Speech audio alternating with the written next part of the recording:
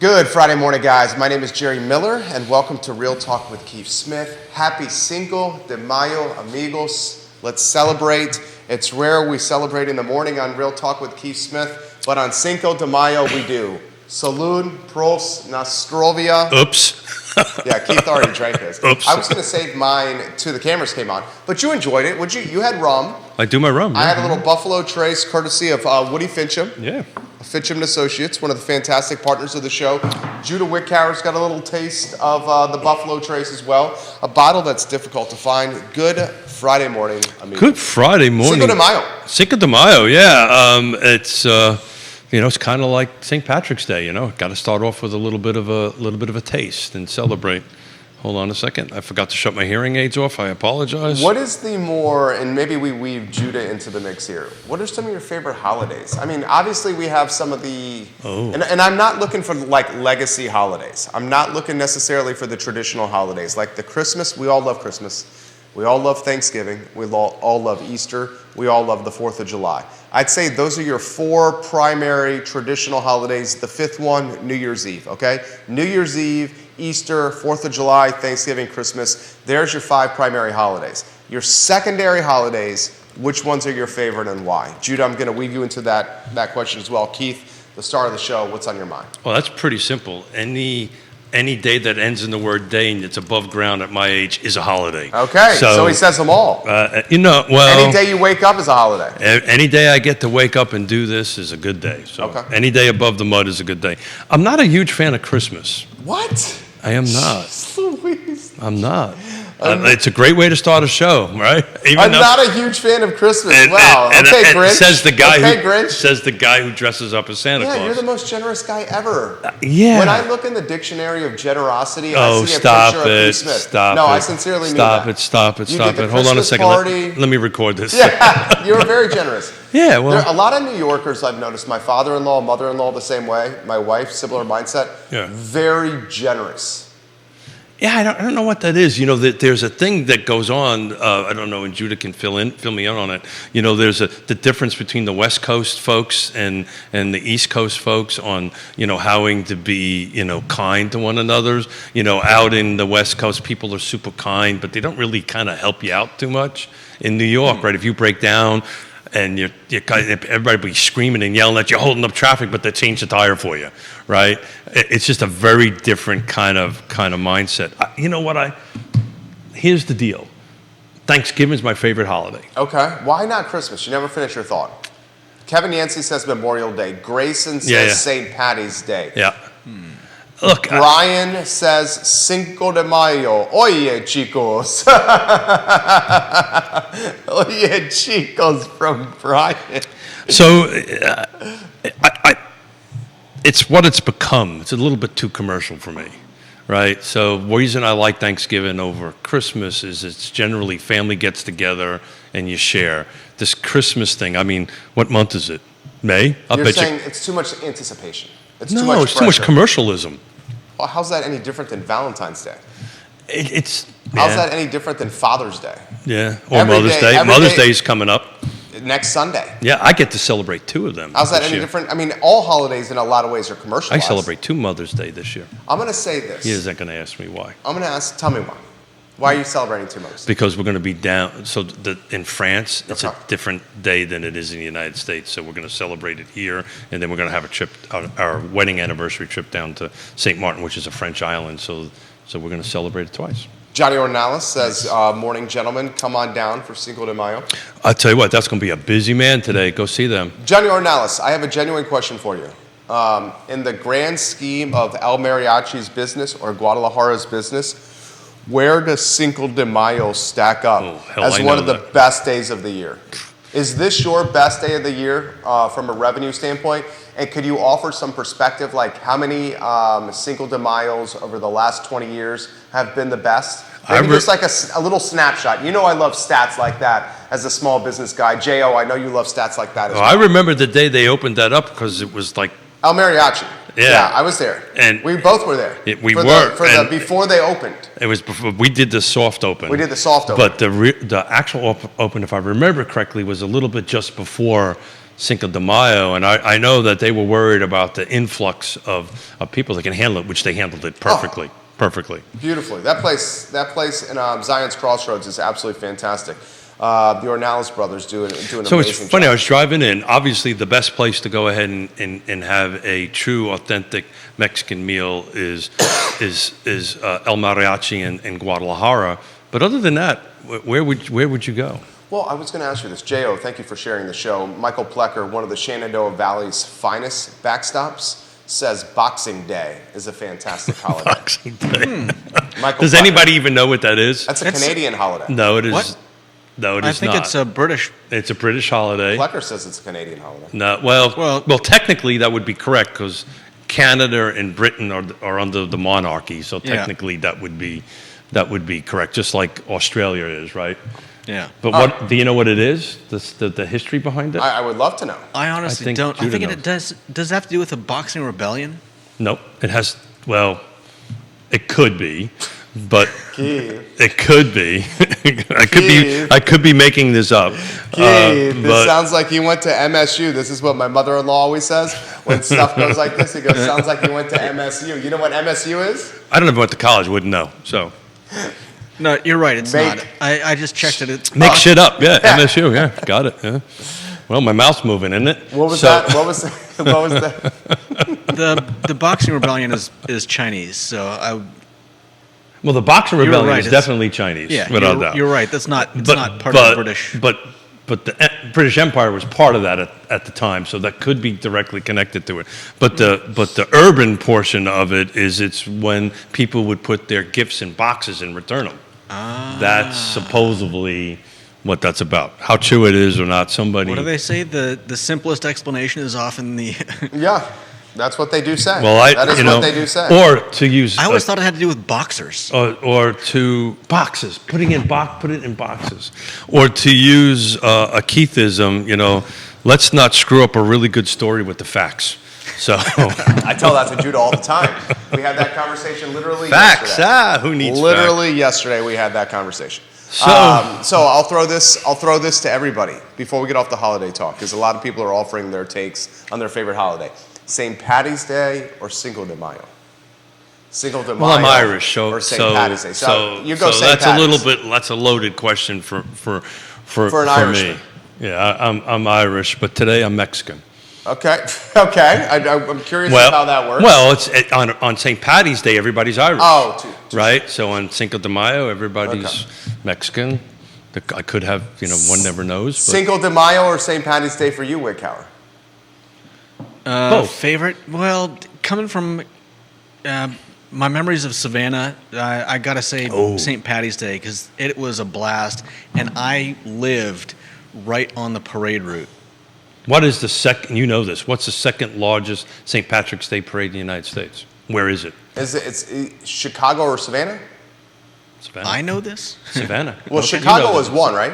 No, New York City is number one. Savannah's number two. Then Chicago's 3? Because Could be. Chicago's I think pretty everybody gets wrapped up about that green The water. beer thing. But this is about Mexico today. Let's stay off the Irish. Johnny Ornelas got some insight for us. Jerry Miller, Keith, and Judah. Over the overall, my best one has been COVID year. Our sales were 3 times our regular. So this is a big time year. On average, Cinco de Mayo is about 2.5 to 3 times more in average sales. Wow. Johnny Ornelas. And that COVID, I bet you a lot of it was takeout too. He said overall the best one was the COVID year. Wow. Yeah. Well, I suspect a lot of that was taken. But another part of it, with Cinco de Mayo falling on a Friday, Oh, this is a weekend kind best one. This is a weekend Yeah. kind of thing. A Monday, Cinco de Mayo midweek, early week, Friday, let's rock and roll. Yeah, we should have wore taco shirts. Hence why Real Talk with Keith Smith, he's already an ounce and a half in with rum. No. I bet it hits no. pretty hard on. Was I bet it hits was that pretty enough? hard on Tuesdays Half as an well. Why you say that? Taco Tuesday. Oh, Taco Tuesday. Okay. Well, a lot of Talk folks about the have, stars aligning. Bill McChesney says, beat the crowds to the restaurants. He says, May the 4th be with you. That was yesterday. Oh. And they went to El Puerto last night in the shopping center. That's the Meadowbrook Shopping Center. Yeah, so always go the night before.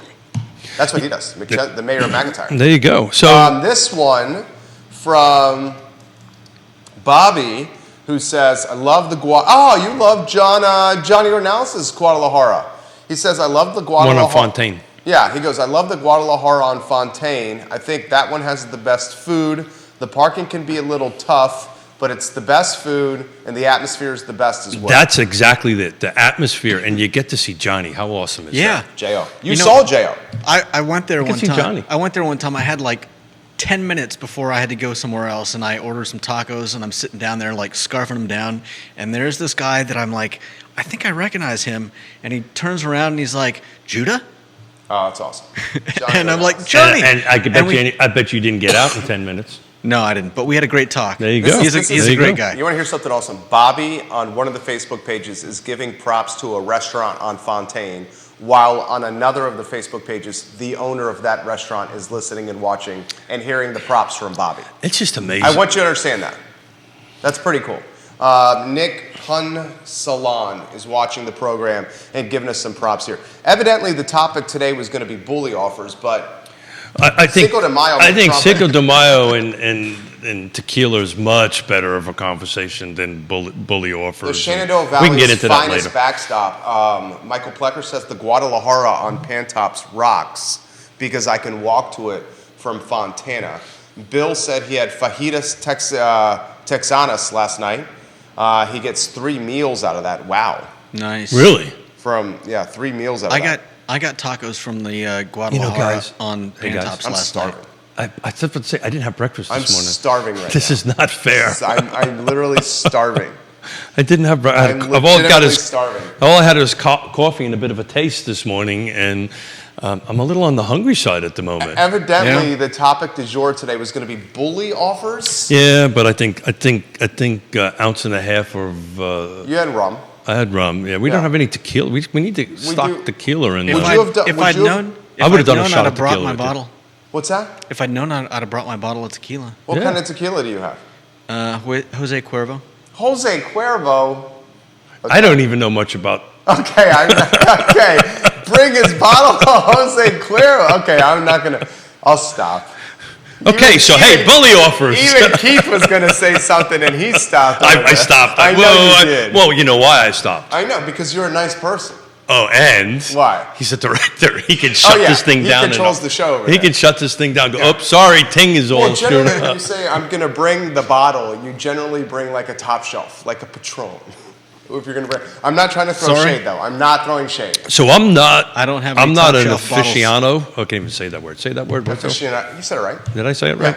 Yeah. The difference between tequila and mezcal is very subtle, very big difference, Well, it's a right? huge difference. Right, and I don't know it. You know, I tried a couple of tastes in River. Did this over in Bourbadero. River Hawkins. Yeah, Yeah, the Bebedero. Yeah, it did He's that. great. And it's very, particularly mezcal. It's Mezcal's smokier. well, and then it's different levels of it. It's a real, like you have to be a connoisseur to really kind of. Remember when River came on the show? You were sitting in the audience. Yeah, we almost got shut down. We were drinking tequila. I say there's legitimately no rules here, but when River comes on the show, There are needs rules. to be rules. There Yeah. are rules. There needs to There be are rules. rules. Yeah, There are needs to rules. be. There are rules. Vincent Zorn next to me, he was like, I'm sorry. I know. I hope my Somebody kids. should go back and watch that show. No. Maybe no. not. We Maybe should not. take that. We do have sponsors and little ears, Yeah. little ears. Keith So was sitting in the front row, and Keith was like, oh, God. gotta go. Bye. No. So a little bit of watt to watt, right? On the market. Let's kind of pivot a little Please. bit. Unless Oh, no, it's moving and shaking. Yeah. People are enjoying it. Good. And for those who are watching and listening, I just get to talk, and Jerry's getting to read all the stuff The comments. and talk at the same time. So it's really interesting. Talk a little bit about what's kind of going on in the market.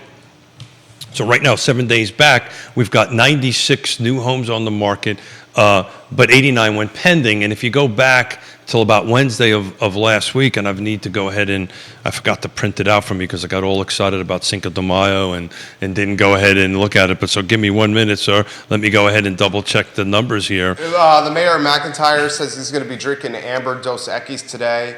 The mayor of Waynesboro says Casamigos is absolutely very, very smooth. He suggests that for you, Judah. Casamigos.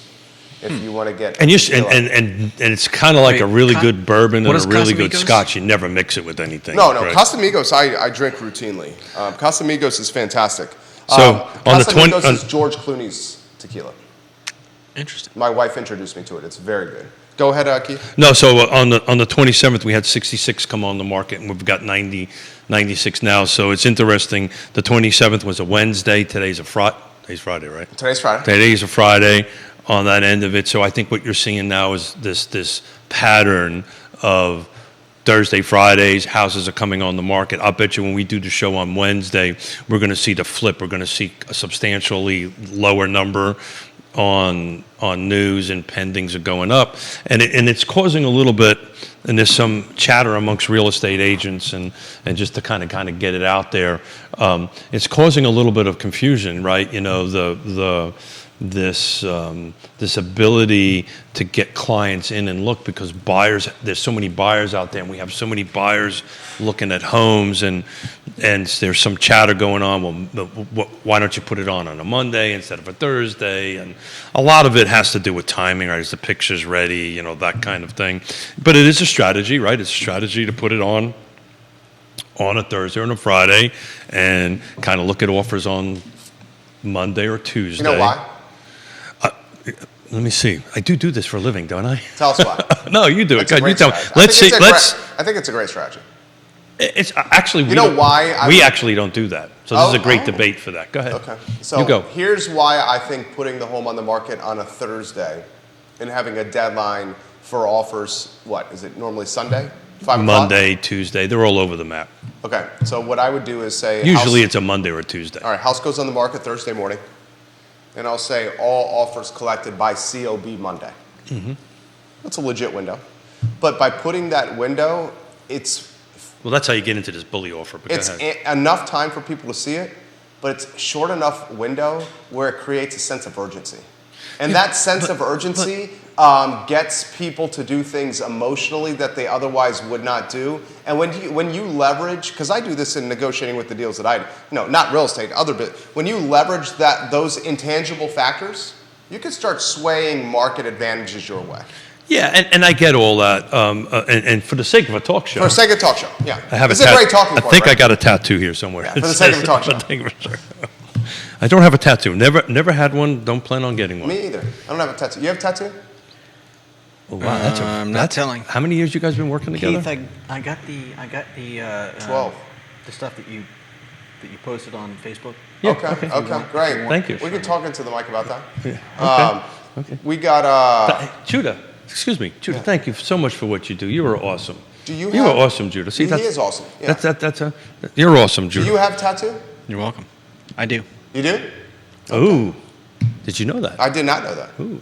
No. Please. Yeah. That's not one of the criteria for hiring.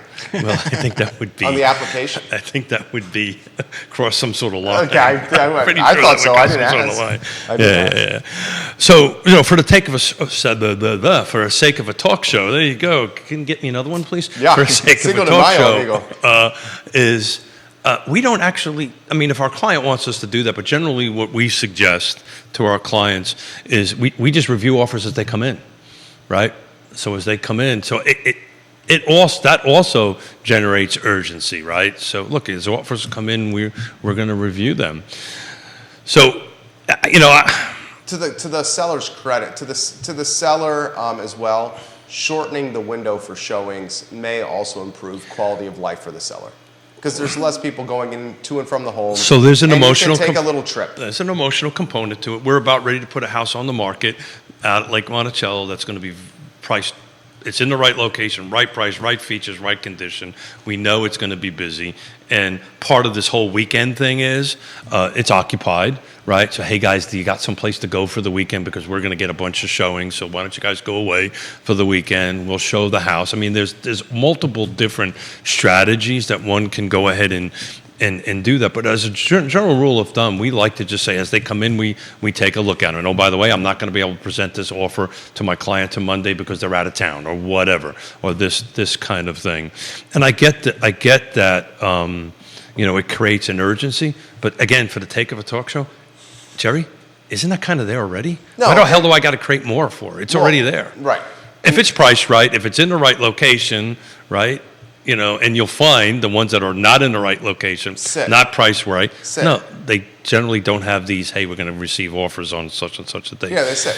It just sets a tempo, and it also potentially gets into this bullying thing that is a really hard topic to talk about live. A narrow window is not bullying. No. I'm talking about on the buyer side, not the seller side. Okay. Right. So it opens up something. But usually what you're seeing, so just to get this out there, there's this new thing floating around called bully offers. They've always kind of been there. But now since 50%, depending on the jurisdiction you're at, or 40% or 30% are cash offers, that's kind of how now creeping itself into it. So what happens, I actually had one happen to me on a recent listing, can't talk about where because it hasn't closed and all this good stuff. Cash offer substantially below asking price, and this person didn't know me and kind of made my day because they were like bullying me. And I went, oh boy, thank you so much. What was it, the Clint Eastwood thing? Go ahead and make my day, right? Yeah. I was like big smiles. Dirty Harry. So you're trying to go ahead and bully me. Let's go, I'm in. You got to accept this. You got to present it to your client and all of a sudden, yeah, and actually, no, I don't. So because what I do is when we do the listing, I actually have part of my listing agreement what my guardrails are, right? And they were very clear in that if it's not as close to listing price because we priced it below market, I don't want to see the offer. So I said, you know what? Thank you very much. Take your cash offer and leave. Well, you can't do that. What do you mean I can't do that? I just did it. Yeah. So there's a lot of that going on, and I just don't understand, frankly, the ethics behind it. But that's a different issue. We'll just throw that out there and leave it sit there. Walk me through the ethics behind it. Well, this probably doesn't cross a line, but what it is. I don't know if it's an ethics cross as opposed to being aggressive to the point of turning someone off. Look. We said mensch. That's another thing, another Jewish saying, what goes around comes around. Right, and who's on the other side matters. And who's on the other side matters. And in a small community such as this, you bust my hump on this thing right now, you don't think I'm going to remember that? Oh, no, I know you will. I'm going to remember that, right? I know you will. So devil's advocate for the sake of a talk show. I don't get it. It's a stupid strategy unless the goal is from buyer's agent to bully the seller's agent who's maybe not capable of pushing back and saying, yeah, I don't think so, pal, right? So that may be the strategy going on here. But even if the seller's agent doesn't push back, the seller still has to present the offer to the client. No, they don't. And the client's going to be like, you don't have to. In your case. In my case, I don't have to because I have my guardrails. In the language. I have my guardrails. It's pretty clear what I'm able to do or not able to do. But we do know, Keith, and I'm not going to use any names here, but it happens. We all know it happens. I can rattle off a handful of them right now. I'm not going to use names. We're not going to do that. But a handful of agents that are utilizing aggressive tactics like this that sell tens of millions of dollars of real estate every year. And so in Central Virginia. Yeah, so the flip side of that is, right, okay, I'm trying to position my fiduciary responsibility as Jerry to try to position him in the best way possible to win. There's two ways of doing that. There's the way of doing it as a pro, right? And then there's a way that's not so much. And, I might just get myself into a little trouble for saying that. But it's interesting. This particular agent didn't know me and was from outside the area. And once I started pushing back, oh, by the way, this agent ended up at the 11th hour showing up with a better offer that ended up winning the day. I did the takeaway. I said, yeah, I don't think so. Goodbye. See you later. And they actually came back. I can see where the bully agent ended up coming back. Oh yeah, they won. They actually won the day. Yeah, they won the day. Wow. Yeah, because I did the takeaway. But that's because I've been doing this for 37 years and I know exactly what I need to do and how to do it. And then the Marine comes out of me. If you want to bully me, I just smile and let's go. But it's a thing out there, and I used the word mensch earlier. And I did that purposely. I mean, we're all kind of in the same pool. We all kind of treat each other with a little bit of respect, a little bit of professionalism. And, there's a way of advocating for your client that doesn't cross the line that's bullying. I mean, this person was literally class book bullying me. And I just very quietly listened to her. It was a female, believe it or not. was listening to her, and I said, "Are you done?" And she goes, "Yeah." I said, "Good. So I'm going to tell you how this is going to go." and she goes, "What do you mean?" I said, "Well, let me tell you how this is going to go." And it went the way it went. But that's because of, coffee.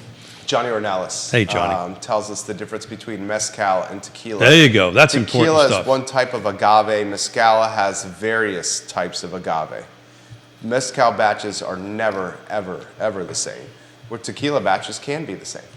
There you go. I'm learning. Very nicely done. Learning stuff. This comment comes in from one of the Shenandoah Valley's finest backstops, his third comment of the day. Michael Plecker, if you do one more fantastic comment today, you have hit officially for the cycle. Right now you've posted a single, a double, and with this comment, a triple. The bomb is on the near horizon. You're coming up in the bottom of the 8th inning with the bases full for a potential grand slam. Michael Plecker says, bully offers are not acting in the best interest of your buyer.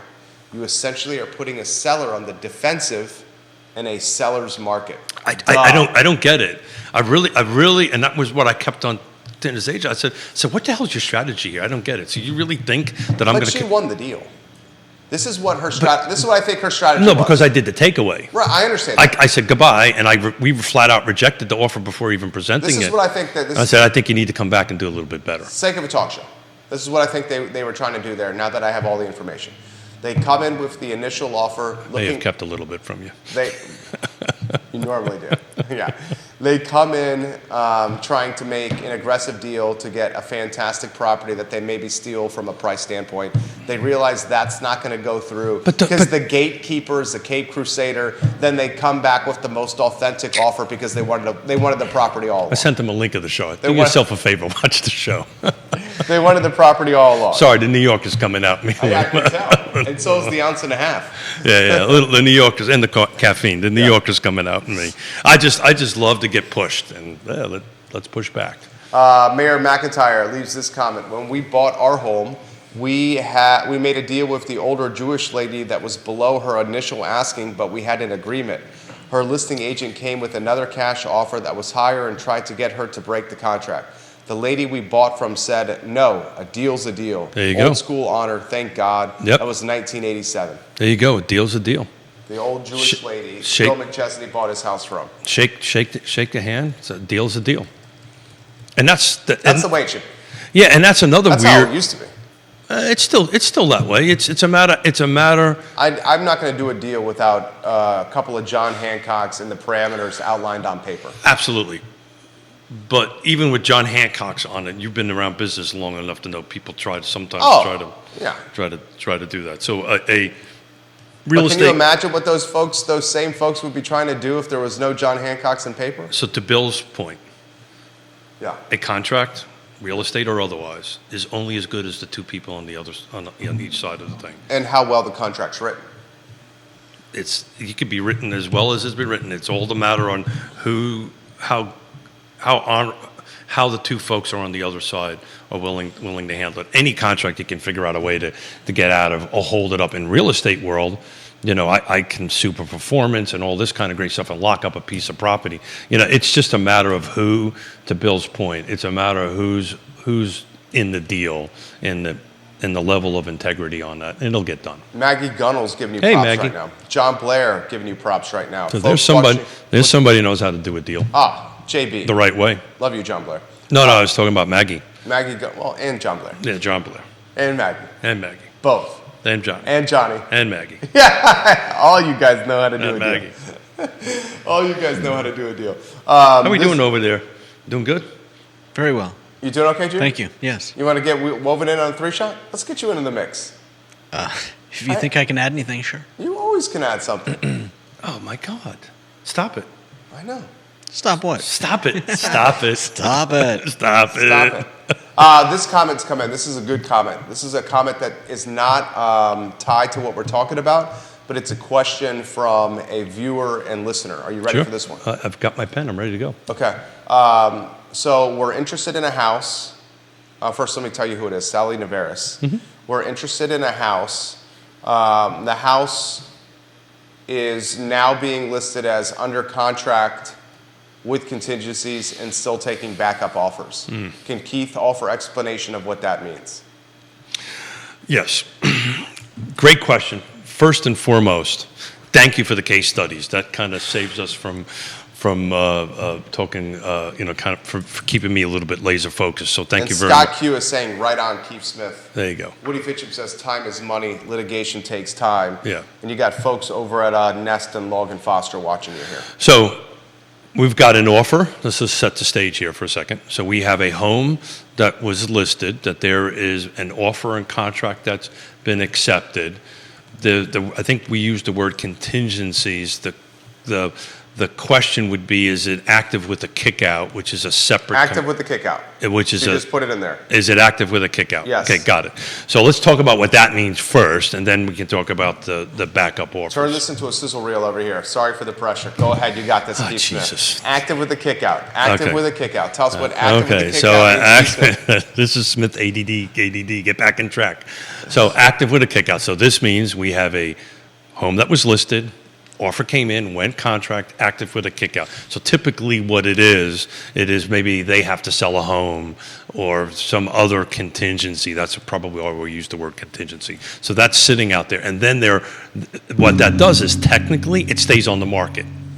So then you can receive backup offers. So this particular listener or viewer could conceivably go in there, make an offer, right?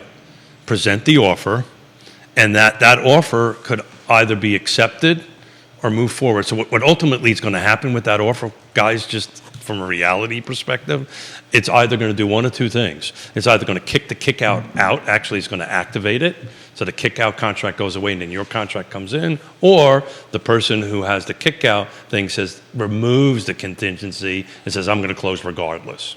Does that make sense? Yeah, it makes great sense. So, there's no harm, if in today's market, if this is the right house, at the right location, at the right price, with the right features and the right conditions, the only thing this will do is be a contract writing,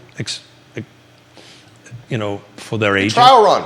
No, you just made an offer. It could work. Who knows? You could force the hand of the current contract person or entity to either remove it or go away, and then you can slide in. So it's a good tactic. You can do it. The success rate's pretty low, but I try it. In today's market, it's like, my God, I mean... What do you have to lose? You got nothing to lose. You got nothing to little lose. contract writing, and that's about it. Marcella Fauché watching the program Hey. right now. She's crushing it on Ivy Road right now. In particular, a listing in Ednam Forest that went under contract before the open house, and the open house had to get canceled. Microcosm of today's market. Neil Williamson says this is tequila talk with Keith Smith. Tequila talk. Tequila talk, not real talk. It's Cinco de Mayo. Yeah, we have a little well, taste on Cinco de We Mayo. won't tell him it's rum, but that's okay. Yeah, he had rum. We don't have tequila here. Judah was going to bring the bottle of Jose Cuervo, as he suggested. But apparently that's too low rent. That was beautiful. That was perfect Well, timing. we do have expensive taste. Yeah. I know I have champagne on set, we got I know I have champagne champagne taste. We have expensive I taste. undoubtedly have champagne taste, and I'm okay with it. And a maybe not so much champagne budget. I'm okay with champagne taste. Totally okay with it. Neil, thank you for the screenshot on Twitter. Oh, yeah. I got Keith it. Smith I got at it. the Board of Supervisors meeting. I got at it. Crusader. I got to move. It was a very interesting presentation, and actually, I've been talking to. This was in reference to the defense spending, which you guys have been talking about. This for is the defense sector, the impact the defense sector has on Central Virginia. The Weldon Cooper Center was commissioned by Albemarle County, City of Charlottesville, UVA Foundation, Correct. and a defense agency to put an economic dollar amount to the impact defense sector has in Central Virginia. It was $1.2 billion, ladies and gentlemen. and it went, $1.2 billion. and it very smartly laid out the indirect and direct costs and so forth and so on. UVA was one at $6 billion. This was two at $1.2 billion a year. So I would love to, Dr. Lisa Stervant, which she was now part of Bright, was part of Virginia Realtors, actually did an analysis for the statewide. I would love a local analysis, similar ROI, for lack of a better term, for housing in our in our area region. I bet you that. I mean, we can anecdote. I can't say that word. Say that word. Anecdotal. Yeah, there you go. My Smith words are not working well today. To see what happens. What I tried anyway. Can't say I didn't try. You honestly can't say I didn't try. I gave it a shot. Didn't work. Squirrel. Fire. Rock. Coffee. But Chad Wood, good morning. I know I'm doing well when I can get you to laugh, and you're laughing a lot. I enjoy the Batman and Robin and Alfred on Real Talk with Keith Smith. I enjoy spending time with you guys, man. But back on Smith's track anyway. Yes, this is the best comment already. Marcella Fauché says, "You want me to have one tequila right now with you, gentlemen?" I'm in. Yeah, we would love. Would you love if Marcella had a tequila with us? Did she call us gentlemen? She said gents. Oh, she said gents. No. I trust you. Gents. I trust you. We would love if you had a tequila with us, and to celebrate the success you've had of late in real estate. There you go. I mean, she's been crushing. Well, she's a pro. Yeah, she's a pro. She's a pro. She's a pro. Cheers to everyone. Cheers to everyone. I'm empty. Can I get a refill? No. I've got a 12:30 appointment and I got to drive for Richmond. One little sip was all I needed today. We would love if you had a tequila. But you guys, please don't hold up on my account. Yeah.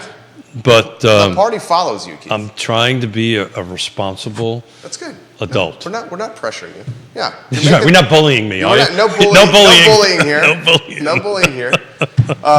Talking tacos and titles. Tacos, titles. But it's interesting if Neil's still watching.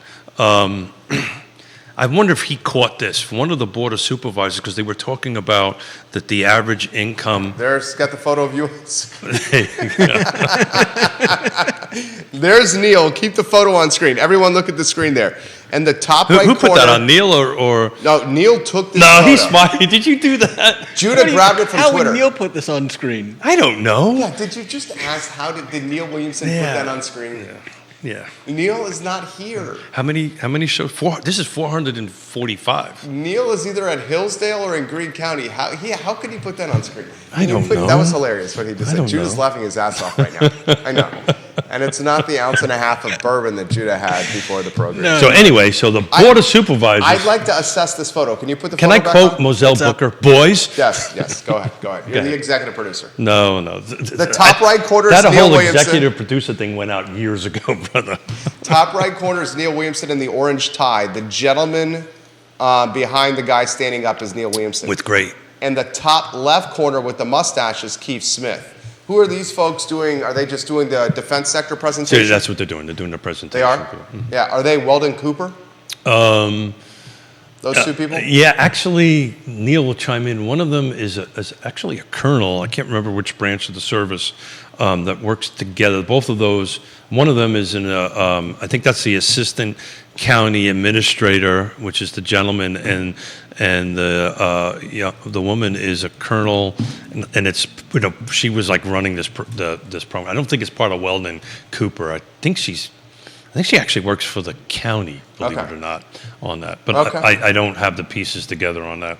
Apparently, I don't realize other people can't put pictures on the show. So what did you take from that Board of Supervisors meeting on the defense sector? Yeah, so I was talking to Scott Moore. Sorry about that, Judah. Judah, you got to be direct. You were talking to Scott Morris. Judah. Pull it together. You were talking to Scott I'm not Morris? on screen Scott, right now. Pull it together, Scott. Judah, whatever your name is. So the comment was made, and I can't remember by which board of supervisor, because they were talking about that the average employee is, I think, $106,000, and 104. I was close. Mm-hmm. That the good news about this, all these people can afford houses in Albemarle County, and I'm actually working. Who said that? I can't remember which board of supervisors that it was, and I'm actually going to work with Scott for on Wednesday to say, okay, if I'm making $104,000, I pay my taxes, right? I net $85,000, whatever the number is. I've got a decent credit score, yada yada yada. Let's say a 90-10 loan. How much house can I afford? Okay.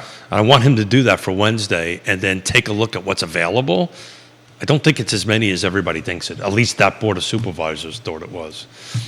$100,000. It's not what $100,000 used to be. Now, where the $100,000 can start going further is if they have a partner who's also earning $100,000. This comment was made specifically towards this one employee that's making that person can buy. A single income family at $100K has his or her choice of any inventory stock in Central Virginia or Albemarle County. They didn't no say way, Jose.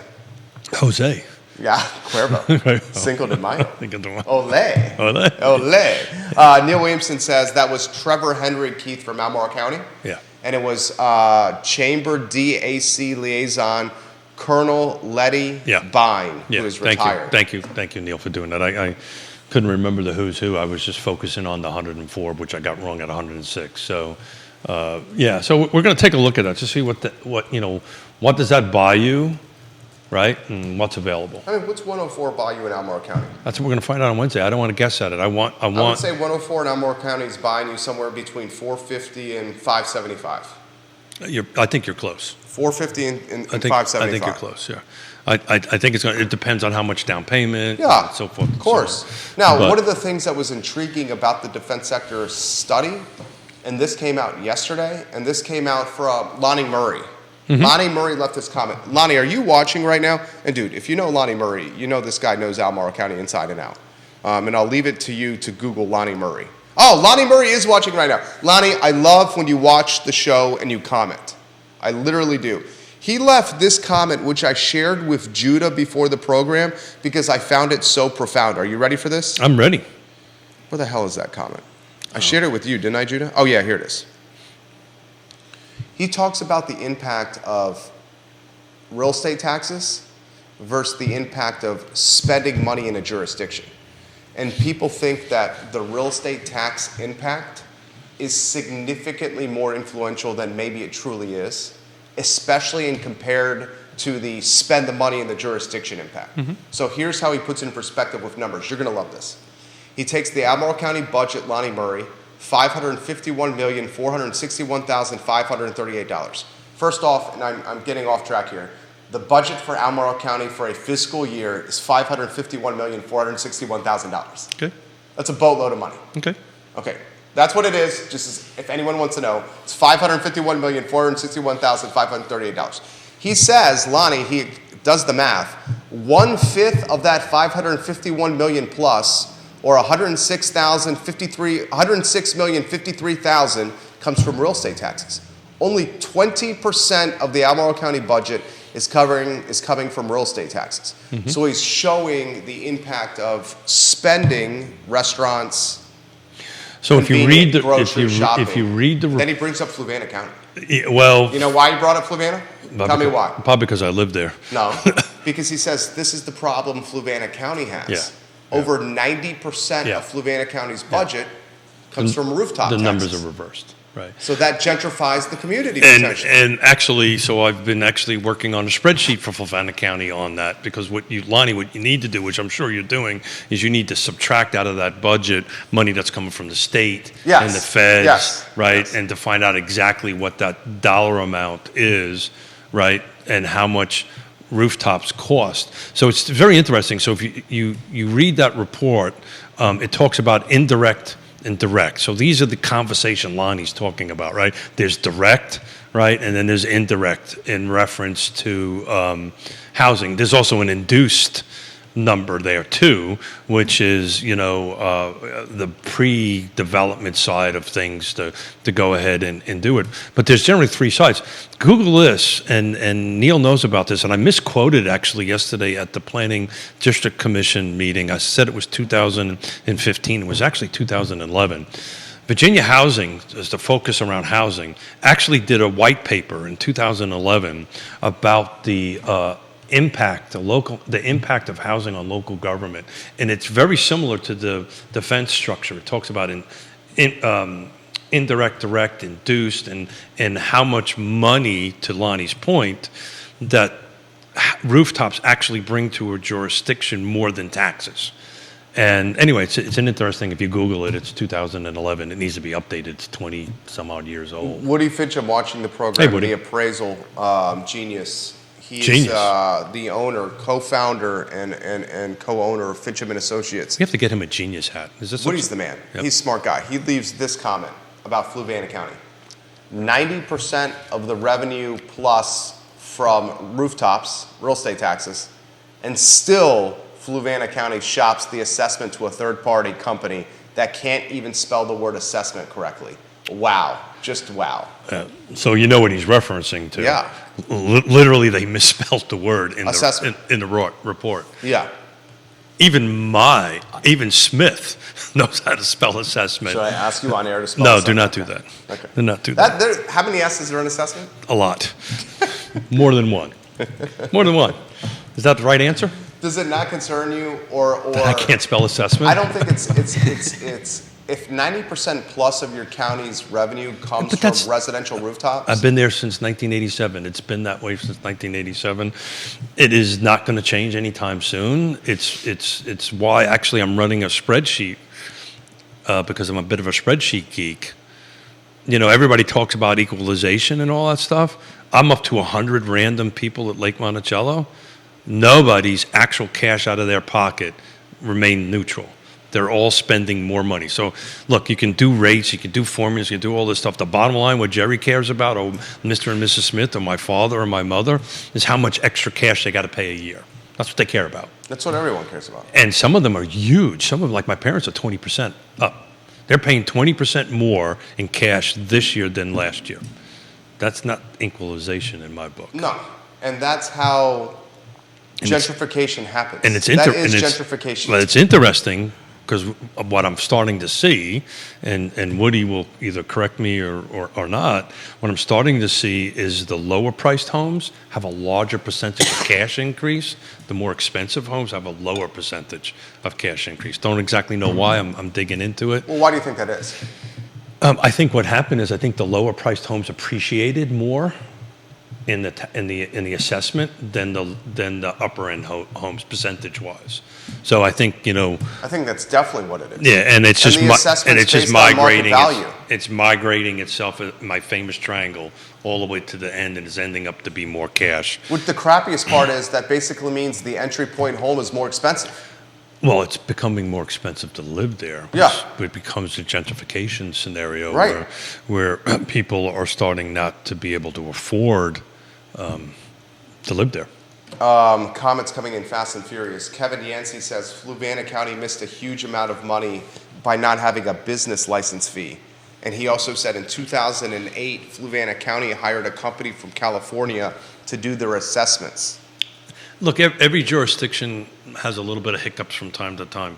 Staying on Fluvanna County, Kevin will know this, but most people do not know this. So we have a power station there. It generates about $6 million in taxes. We were supposed to have two, side by side. So that would be an extra $6 million. Because of opposition, the second one did not happen. So only one was built. That was kind of part of this. So there's an extra $6 million or whatever the math is of revenue that we missed for a power station that, it's natural gas, it's low impact, it's not a lot of traffic. I mean, it's actually one of the best ways to generate a little particular revenue on it. And a little shout out to Neil for his thoughts on this. I was on the Thomas Jefferson Planning District Commission meeting last night. We do a round table, and a lot of the elected officials are talking about opposition to solar farms in their jurisdictions. Yeah. And OG, the old guard, is very opposed to solar farms, dude. And do you get that? Do you understand why? What do you think that is? This is something that I knew was going to eventually come up. Okay. Especially if I went down the road of government. We can stay away from it. No, I have no problem talking about this. I mean, there's a solar farm percolating in the Scottsville area. Yeah. Mm-hmm. Pretty big. They're humongous. They're not exactly pleasing to the eye. Mm-hmm. You would agree with that, right? Okay. Like I would not say it's like the most beautiful landscape, a solar farm. Okay. So the people live in Fluvanna County. We have one in Zion's Crossroads. I test anybody in Fulton County to figure out where it is. I understand that. Right. They're very discreet. They're extremely discreet. If they go through the process correctly, right, and they have buffers and so forth and so on, it's a little discreet. So let me get this straight. I don't want a coal-fired power plant. I know you can't win. It's right. 2023. You can't win. I don't want to. Well, back to our conversation. Why the number one ROI is converting heat pump systems or heating systems from fossil fuel to electric. It's the top one in last. It hasn't even been on it in 10 years. We're talking about return on investments, the projects that you can do for your house. This was the topic from Monday's show that drive the best ROI. Should you choose to sell your house? That was number one. We had 4 that were over 100%. If you listen to Monday's show, realtalkwithkeithsmith.com, there were 4 projects that you could do to your house that legitimately drove an ROI of over 100%. That means if you paid $5,000, you got more than $5,000 back. That's exactly right. And 3 of them, well, 2 of them were external, right? Your front door, your garage door. Then there was this number 1, which is the heating system, which wasn't on the list for at least 10 years that I looked at it, and it escapes me it was. I have to go back and check. I can't remember what the second one. The fourth one was on it, but two of them were front. We'd have to. I don't know. You probably have that list somewhere there. I'm looking for it now. Oh, you are? Thank you, Judah. Woody Fincham says you've inspired him. He's going to dig into that. He has a weekend project. Woody Fincham is an appraiser. Fincham and Associates is his company. His weekend project, an inspiration from what Keith just said. He says, my Smith guess... has to remember what the hell he said. Well, here it is. What he says, my guess is Keith is right. Lower priced real estate inventory increased at a faster rate than the upper level markets. Yeah, I mean, I just did. Woody, you can connect with me. I'll share you my spreadsheet. I go on Vaminet because it's the new numbers are there. I just randomly pick a couple of properties and drop them in there, and it's looking to me. I haven't figured the break even number yet, but if you're in the $200,000 to $300,000 tax assessed thing, you're actually paying substantial more money. And the crappy part of that is it's impacting the financial margin. That's the folks that need every single dollar. Bill McChesney says no to solar farms. Instead, utilize existing buildings to provide infrastructure for solar rather than cover a big natural agricultural area with panels. There you go. Put them on top of buildings and give tax incentive to folks like does that own the work? Macklin building. Bill, does that work? I think this might be a massing issue. I wonder how that actually, it sounds a lot like development, right? So if I need, and I don't know anything about this, I know zero about this. I'm just equating it to development. So if I need certain amount of density to make the math work, right? So number of panels, I wonder how you put that together on a number of buildings, right? So, but you're 100% right, because it was that was brought up in the meeting that encourage people. I do solar in the Macklin if I was encouraged tax credit wise to do it. I got to tell you, we were looking about doing it in our house. To be honest with you, it's $35,000 even with the tax incentives.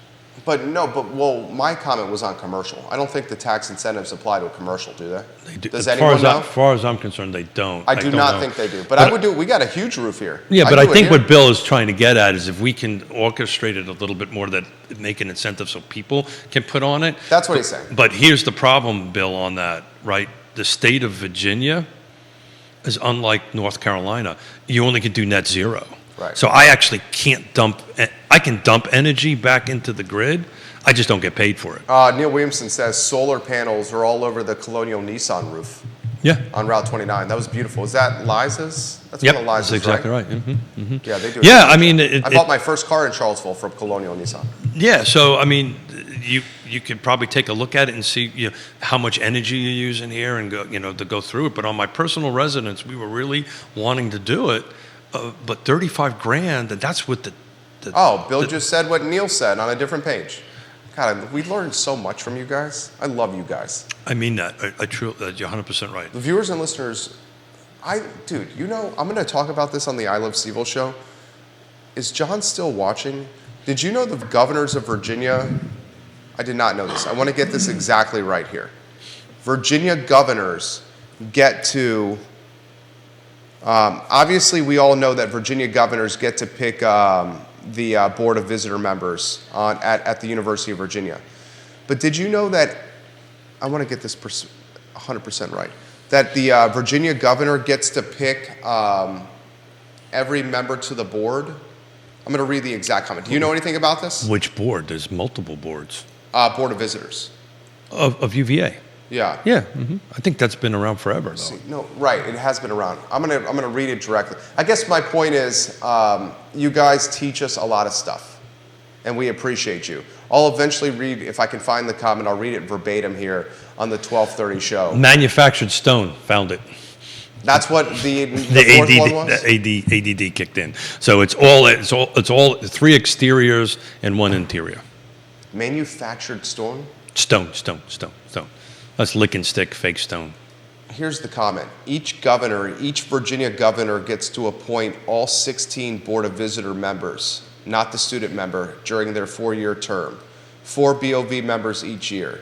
So the answer to your question is Governor Godwin has appointed the most members to the Board of Visitors. He is the only governor to serve 2 terms, from 1966 to 1970 and from 1974 to 1978. That means Virginia Governor Godwin appointed 32 people to the UVA Board of Visitors. I didn't know that. Did you know that? Did you know that? I did not know that. I learned something today. I learned something today. Is there going to be a test later? We may do a trivia question. There you go. Yeah, I like to turn them into trivia questions. There you go. How about this question from Chad Wood in Crozet? Mr. Smith, Ooh. do you expect the inventory to uptick this summer? So the Mets have been doing really good so far. He does not, Chad. He does not. Actually, I think you're gonna. I mean, if you take a look at the numbers, right? So we are upticking a little bit at the moment, right? I think a lot of this, we're going to see this roller coaster ride for maybe another couple of months when we start getting into the middle of the summer. But I think we're going to start seeing this Thursday, Friday coming on, Tuesday, Wednesday coming off, Thursday, Friday going on. We're just going to start seeing this little bit of this roller coaster. Back to the conversation we had with Scott on Wednesday, I'm starting to think that if this interest rate does get closer to 5%, you might see an inventory uptick. I was pretty skeptical about that, but I'm starting to rethink that a little bit on it. But we may end up hitting a normal summer slowdown, right? This kind of feels like, for those of us who have been in the business for decades, it kind of feels a little bit normal, right? You normally have these upticks in, March, April, May, that kind of thing, a little bit of June, and then you start creeping a little bit down in late June, July, and August, and start picking back up in September. That's kind of historically been the case, except for the last X number of years. So we may be starting, I'm kind of hanging my hat a little bit on inventory dropping a little bit in summer, then picking back up in September. I think that's going to be more tied to that 5%, though. Woody Fincham. Hey, Woody. And we got questions coming in quickly here with 10 minutes. Woody Fincham says this: we went solar 5 years ago. We will break even at the 8.5 year marker. Okay. So they went solar 5 years ago. Yeah. 8.5 years into it, they're going to break even. And you can convey, yes. I believe the loan conveys with the house, typically, at least the one I'm looking at. So if I buy it and we now have a 200 whatever it is monthly payment on it, which locks in my utility cost for it, I think I can convey that. I think we learned that from the solar guys when they came on the show. We did. Yeah, we did. yeah. So here's another question. I think the state should allow you. I think you should, because Woody's putting, I guarantee you, Woody's putting more energy back into the grid than he's using. Yeah. On that, he should be compensated for that, but you can't do that in Virginia. That should change. Yeah. Do you not agree? Yeah, without doubt. But that requires the state. Dillon rule. Well, the state needs to do The it. delegates. The state needs to do that. Throw this to you guys. This is a good question. This is a good piece of content to create here, J-Dub. So mark this down. I don't know how you're going to answer this one. Great. That's a great way to start. Beverly wants to know if you characterize this as a healthy or unhealthy real estate market. Mark that timestamp down.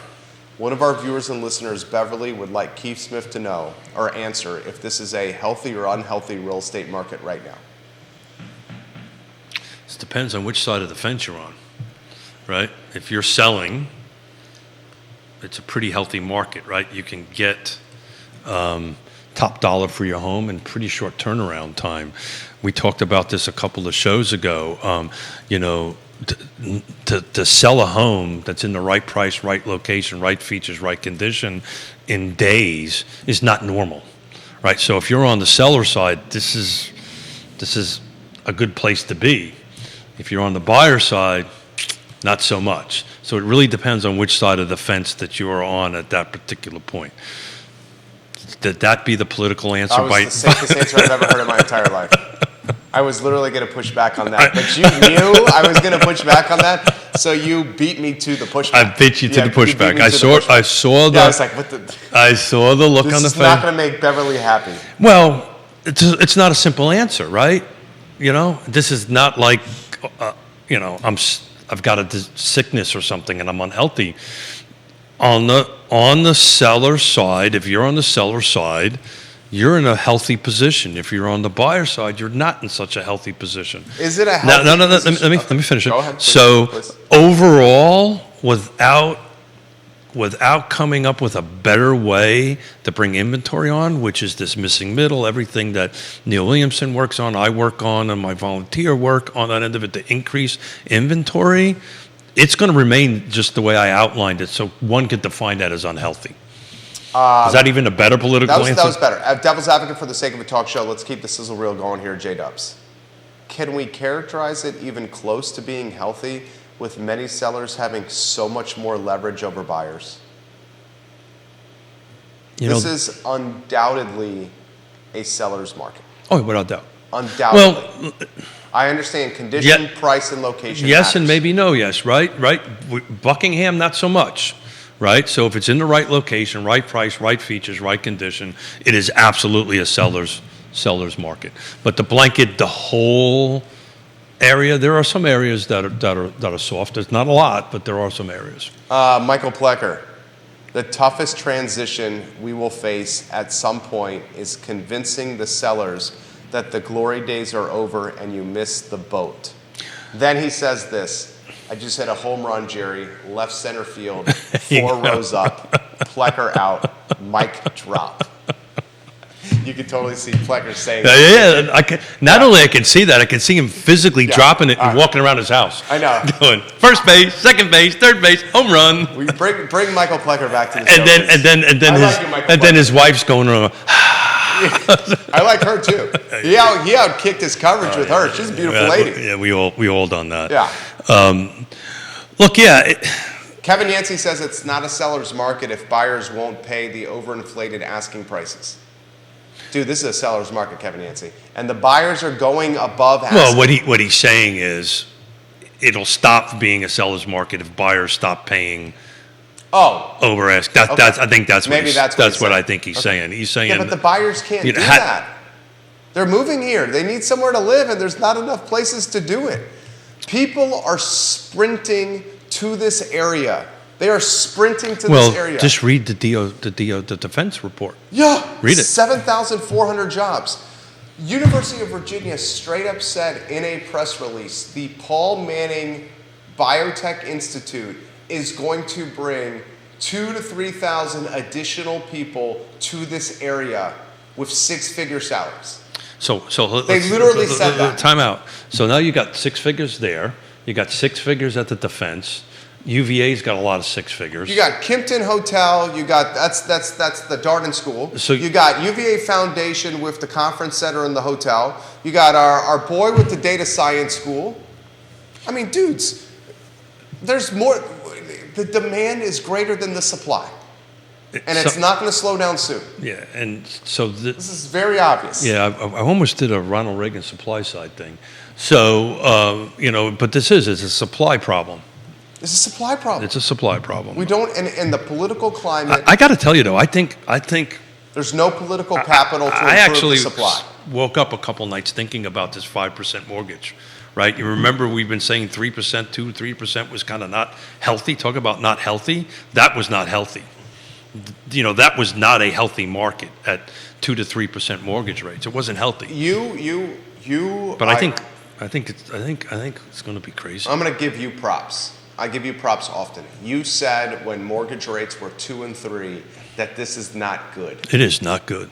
You told multiple times on the show, even to realtors. And you pushed back a little bit, too. Everyone did. Yeah. Realtors on this show were saying, what do you mean? We're making so much money. Basically that. And you're like, 2 and 3% is not good. 2 and 3% is not good. And you held that bell.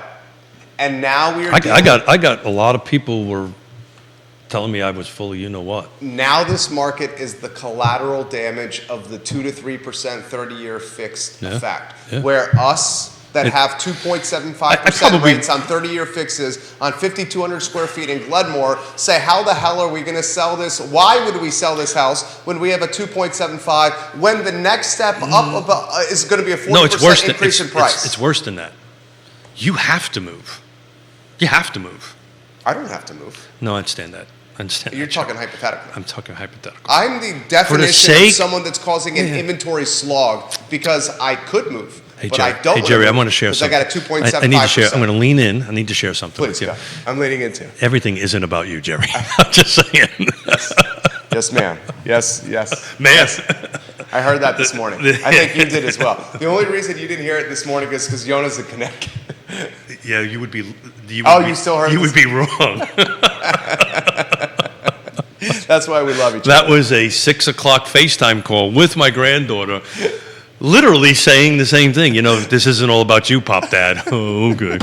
But it's that I couldn't. I knew it wasn't right because of 3.5 decades of doing this stuff. It's just not normal. When you have these large swings, one way or the other, there's always going to be winners or losers.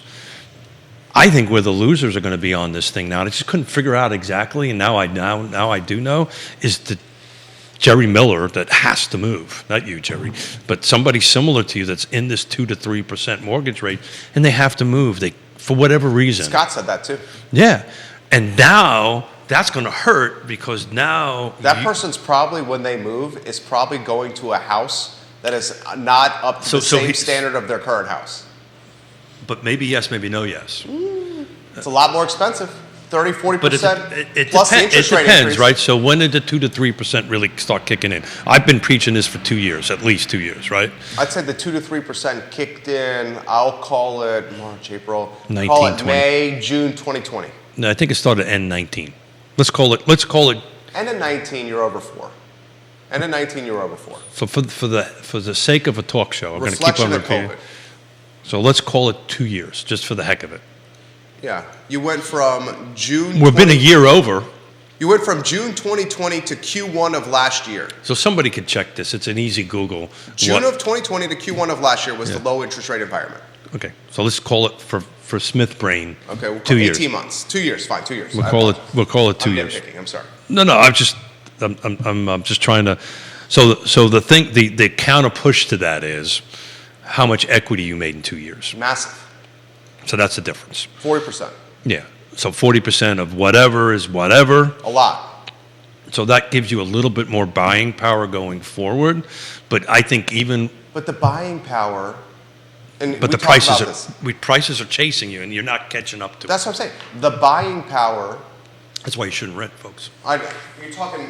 Had a great meeting yesterday. I'll call it 35, 40% plus the 20% down. It was a 20% down 20% down on March 2020 plus the 30 to 40% appreciation. So you're talking significant equity. But the homes have also, the climb up have also appreciated, counterbalancing the equity growth. And then when you're locking in a new rate, you're resetting the 30 at a higher interest rate than the 275.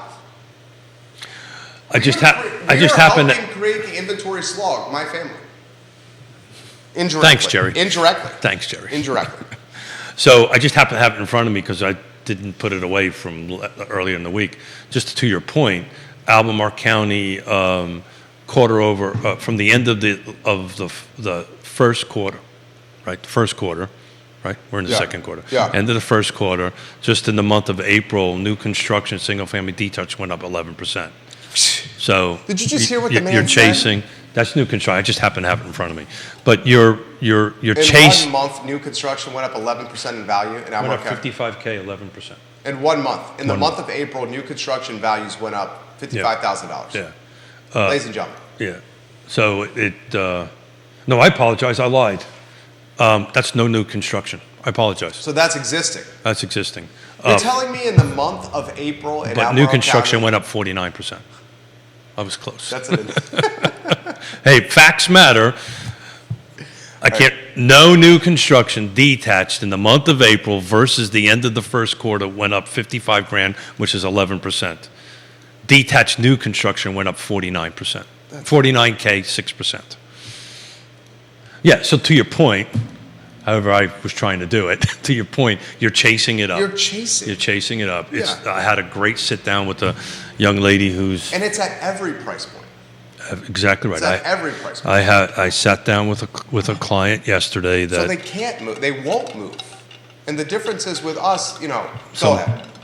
So I sat down with a teacher, Okay. Albemarle County, yesterday, who's renting, who's paying $2,700 for a 3-bedroom, 2-bath. She's got a detached. 3-bedroom, 2-bath, and she's paying $2,700 a month. So she must have roommates. Yes, Okay. So they're each paying what? $900 a month? whatever. 2,700 divided by 3 is 900. They're each paying $900 a month. Close enough for me. Okay. The property owner is selling the property Okay. because they want to capitalize on the gains. gain. Yeah. She doesn't have any place to go. She wants to stay close to the school. And we're out looking at Lake Monticello because Scott's helping her with that. But, she was like, I'm trapped. I can't get a rental. I also can't get, I've got to drive all the way out to do that. And, the conversation over a cup of coffee was, I just going to give up. And we spend more time helping people stay in the game, if that makes sense. Well, give up. But I had the Is she same- going to live in her car? How's she gonna Well, give no, up? she just would go find a rental that's a little bit more expensive and get another roommate. She would come up with some other hack to go ahead and do it. But I had the conversation with her we just had. I said, well, time out. Let's do the math. You're chasing this. You're spending money away versus, hey, let's go out to Lake Monticello, which there was one that we could have, could do that would fit her price range. Oh, by the way, had multiple offers and so forth and so on. And we just, we weren't able to get the documentation put together enough before it came off the market, before we do that. But she's going to stay in the game, and we're just going to keep on plugging at it to go ahead and get there because she's realized I'm either chasing spending too much money or I'm chasing prices going up. There you go. There you go. 11:33. 11:33. You got to go. Cinco de Mayo. You got to go to Richmond. Got to go to Richmond. He's taking his daughter from Seattle and her husband, his son-in-law. Actually, I'm not taking them. My daughter's in-laws are picking them up from IAD and driving them to Richmond. To go see the house. First time they're going to get eyes on it. First, are they going to walk through it? Mm-hmm. They bought a house in Seattle over FaceTime. Keith was the realtor, walking through the house via video FaceTime. In the rain. In the rain. Yeah. No home inspection. Nope. Appraisal gap coverage of. But that might be too many details to get into. Let's call it awfully close to 6 figures. Awfully close to 6 figures. But it's close to where they want to be. Walking distance. Right location. Yep. The price for them is right. It's absolutely the right features. The house is in freaking impeccable condition on it. And the timing was right. And I'll have to be honest with And you. most importantly, they're in the game. They're now in the game. They're in the game. They're in the game. They're in the game. They haven't even closed yet. And they're in the game. They built equity. That's what I'm saying. Because there's adjoining homes that went under contract because I'm tracking it and just wanted to talking. give you a hug right now. I'm talking to Did them. you tell them that? Yeah. Well, we're coaching Yvonne, right? Yeah, so 'cause that's his daughter. she is studying for a license, and I'm coaching her through this process, which we would not probably do with any typical. They haven't even closed yet, and they have equity in their house. Did you hear that? No. Yeah. They haven't even closed yet. Not equity. They haven't even closed yet, and they have appreciation in their house. Thank you very much. Wrong Did you choice hear of that? word. Appreciation. Equity. It'd be pretty hard to have equity. I haven't even closed They haven't it even yet. closed yet, and they have appreciation. Unless Yonna's giving them money that I don't know about. But the because I'm the sixth one is the agent on the other side, and the agents that are over there, they're freaking awesome. Right, and we're communicating on a regular basis, and they're sending me, "Hey, this house just went pending. This house just went pending, and went pending for yada," because we all kind of communicate together. So they're going to close on that house. Probably have 30, 40 grand in the house. That's the game. That's it. The game. That is Get in the game. Get in the game. I love it. What is it? Hit a home run. Hit a grand slam like Plecker did. Close the show, my friend. You crushed it today. Yeah, thank you. Give Keith Smith props when you see him, guys. Yeah. We and wish me luck on Sunday. Oh, that's right. You're in a bicycle race. Well, in my case, it's not a race. Okay. My case is getting from point A to point B in 65 miles and still be able to show up here on Monday morning because it's on Sunday in D.C. I mean, it's Real Talk with Keith Smith. You better be here on Monday. Real Talk with Keith Smith. Okay. You're gonna be good. You've been training. You're gonna do well. Oh, I'm not ready. You've been training. I'm not ready. Once you get in the mindset, you'll do well. You got that mind that goes beyond. You're an overachiever. Yeah. Well, we'll find out. I'll tell that to your mom. Overachiever. We'll find out around mile 35, 36, and I'm going, oh, shucks, what am I doing here? But I'll finish it. You did great today, Keith. Thank you. I think I have a lot of fun. I love Batman and Robin. Me too, dude. Today's show was excellent. He helps people buy and sell houses. His name is Keith Smith. He is the co-founder of Yes Realty Partners, and they're fantastic. He and Yonna are just salt of the earth people. And by the way, you're all that in a bag of chips, too. Oh, thank you. Judah Wickhauer, the director, Real Talk with Keith Smith, presented by Yes Realty Partners and the trusted advisors that we call the supply chain of real estate. Please. Just click the Partners tab, and you'll see folks that he's vetted that you can count on to help make this process and this home buying experience a reality. We could literally could not do this without them. There you but go. we do 3 times a week. Could There not you do go. this without them. And go see one of Johnny Orales' restaurant. El Mariachi or Guadalajara Fonte. Yep. The I Love CVille show is up in 50 minutes. Join us, and thank you kindly for watching. Take care. Thank you, gentlemen. That was awesome. Look at that. I even got Judah to laugh today. That was